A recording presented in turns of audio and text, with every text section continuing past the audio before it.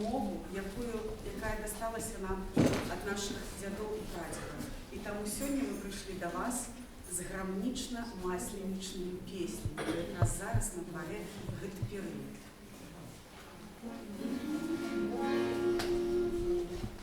Зима с летом встречается, зима с летом встречается, лето зимы пытает.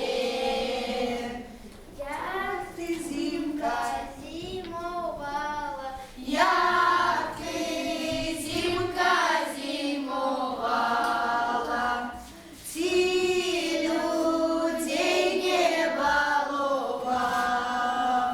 Зимка лету отказала, зима лету отказала, що людей не балував.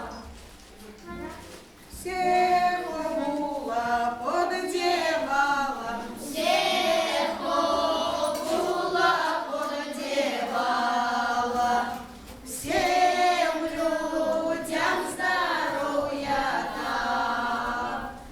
Как у поле работали, как у поле работали, под тенечком не лежа, как сеяли вьёс пшеницу, как сеяли вьёс пшеницу, я же всякою пашницу.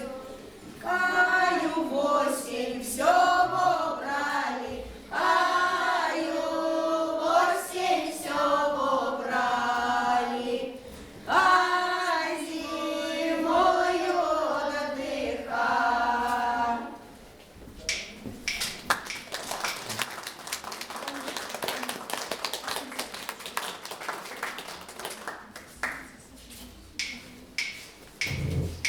Иди, зима, из-под печи, бо получишь фия в плечи. Иди, зима, от хаты, бо получишь лопаты. Иди, зима, до кучера, бо ты нам надопочела. Иди, зима, до Кракова, там ты будешь однаково. Иди, зима, ты до Блудня, там